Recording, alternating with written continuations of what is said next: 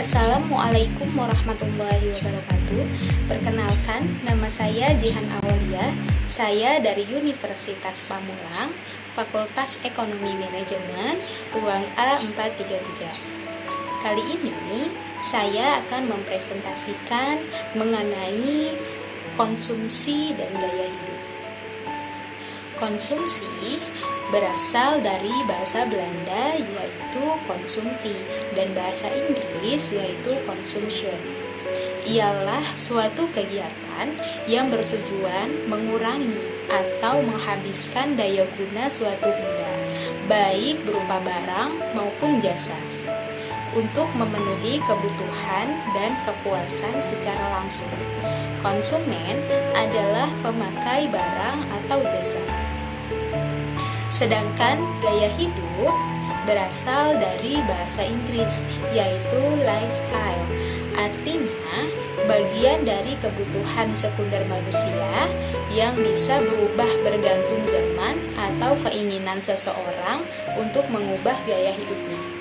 Istilah gaya hidup pada awalnya dibuat oleh psikolog Austria Alfred Adler dan Ferdinand de Boer pada tahun 1929.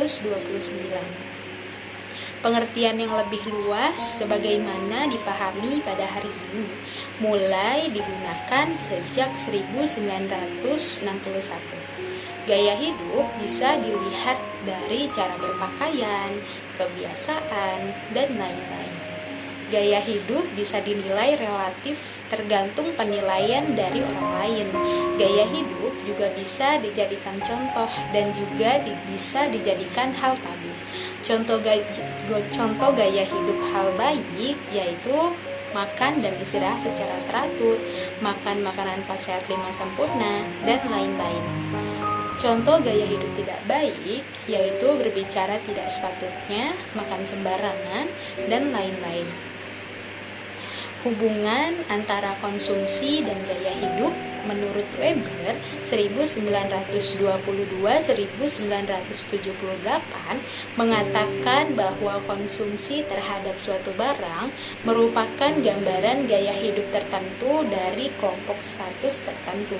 Konsumsi terhadap barang merupakan landasan bagi penjenjangan dari kelompok status, sehingga situasi kelas ditentukan oleh ekonomi sedang, situasi status ditentukan oleh penghargaan sosial.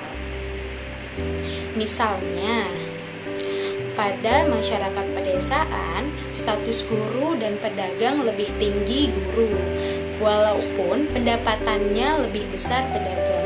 Hal ini dikarenakan guru mempunyai peluang yang besar untuk mencari peluang tambahan. Sebagai contoh, bekerja sampingan sebagai pedagang. Guru akan lebih berhasil daripada pedagang tulen karena masyarakat menganggap guru adalah orang yang berpendidikan dan tidak mungkin berbuat curang, sehingga orang akan cenderung berbelanja kepada guru.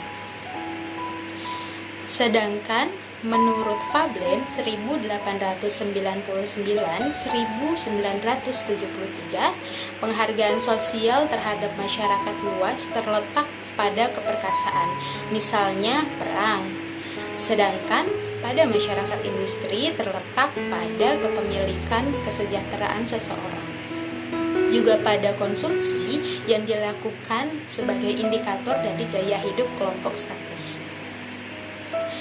Menurut Hans Gutenberg 1989 mengatakan ada 4 tingkatan dalam memahami gaya hidup. Yang pertama, pendekatan psikolog perkembangan, yaitu perkembangan seseorang tidak ditentukan oleh teknik, ekonomi, dan politik, tetapi juga dikarenakan perubahan nilai.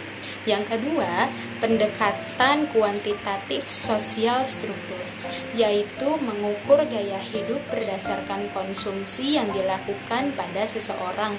Pendekatan ini menggunakan sederet daftar konsumsi yang mempunyai skala nilai. Yang ketiga, pendekatan kualitatif dunia kehidupan, yaitu memandang gaya hidup sebagai lingkungan pergaulan.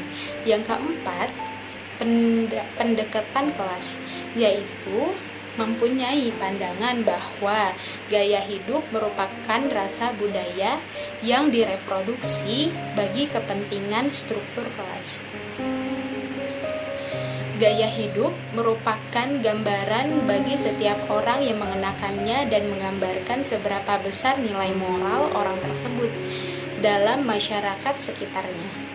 Gaya hidup juga berkaitan dengan perkembangan zaman dan teknologi.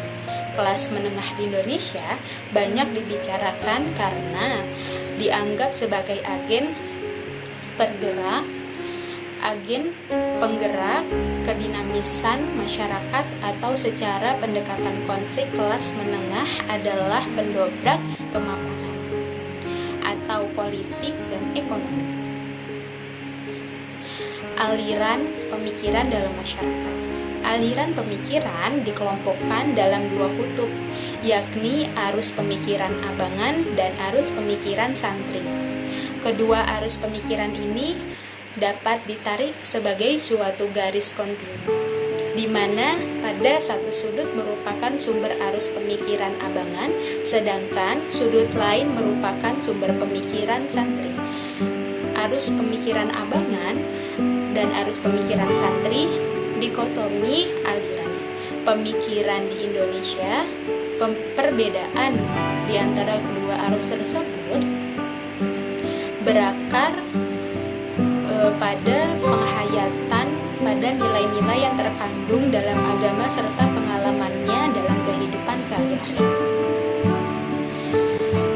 Misalnya, dalam pemikiran santri, cara berbusana harus didasarkan pada ketentuan agama, yakni menutup aurat, sedangkan dalam pemikiran abangan boleh memakai rok mini karena dalam etika yang mereka anut tidak melarang hal demikian. Perbedaan yang demikian juga menorah pada kanvas sejarah politik Indonesia, yakni ketika pada Orde Lama terdapat Partai Masyumi sebagai pemikiran santri dan Partai Nasional Indonesia sebagai arus pemikiran abangan. Heterogenitas kelas menengah atas kedua arus pemikiran yang memberi warna pada kanvas kelas atas masyarakat Indonesia juga turut memberikan warna pada kanvas kelas menengah Indonesia. Dengan dasar pemikiran tersebut, kita dapat mengklarifikasi kelas menengah Indonesia atas dalam kelas menengah abangan dan kelas menengah santri. Struktur kelas dan arus pemikiran dalam gaya hidup masyarakat Indonesia. Dengan demikian, setiap lapisan kelas memiliki lapisan pemikiran yang berbeda. Inilah penyebab mengapa masyarakat Indonesia tidak mampu menjadi agen pembaharu. Struktur kelas Indonesia terpotong oleh nilai-nilai yang diwarisi secara sejarah semenjak sebelum pergerakan kemerdekaan. Dalam persaingan untuk memperebutkan dan memperjuangkan kepentingan, maka arus pemikiran yang ada harus mengkristal menjadi kelompok-kelompok strategis. Kelas menengah abangan diperkirakan lahir pada dekade 1970-an. Kemunculan kelas abangan dirangsang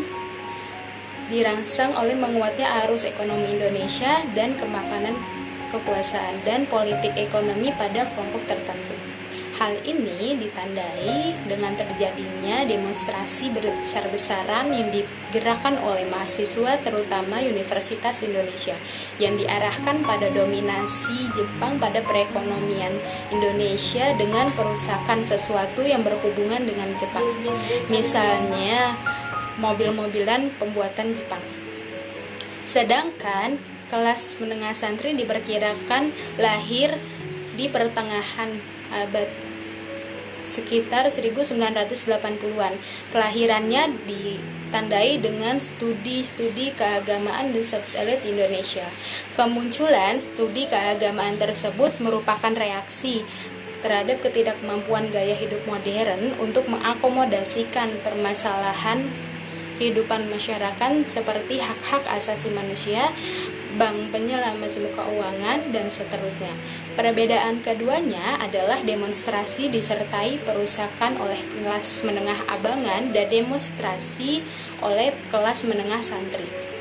Gaya hidup kelas menengah Indonesia, kelas menengah abangan, mengikuti arus perkembangan gaya hidup yang ditawarkan melalui proses globalisasi, yaitu gaya hidup barat, ke 1994.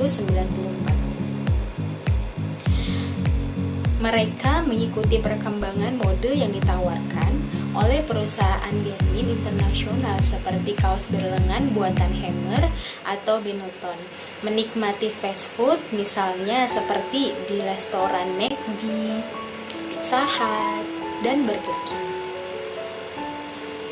Sedangkan kelas menengah santri mengikuti arus perkembangan yang mereka ciptakan sendiri, yang dilandaskan pada nilai-nilai keagamaan yang mereka anut.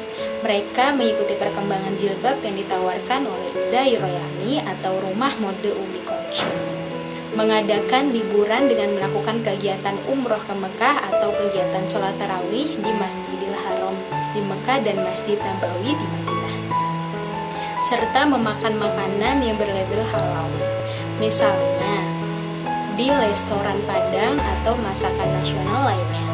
Jika kelas menengah abangan lebih suka menikmati bunga yang ditanam pada bangku umum, maka kelas menengah santri lebih suka menikmati hasil kerjasama dengan Bank Islam, meskipun hasil yang diperoleh lebih kecil dari bunga yang didapat jika ditabung pada bank-bank umum. Dampak ekonomi dari gaya hidup. Produsen yang berhasil adalah produsen yang mengatakan dan mengikuti perkembangan selera dari konsumen.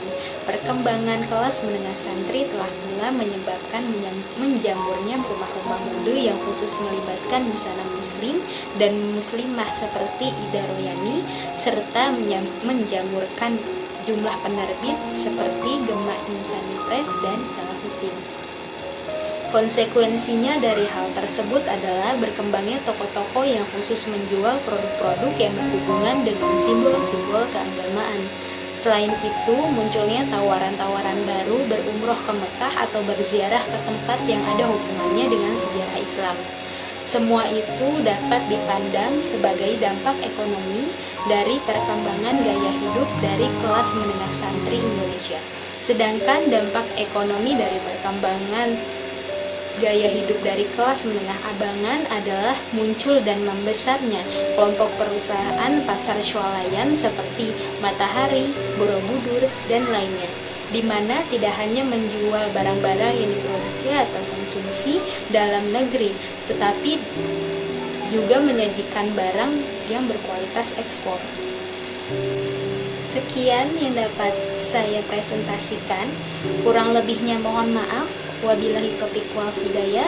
Wassalamualaikum warahmatullahi wabarakatuh.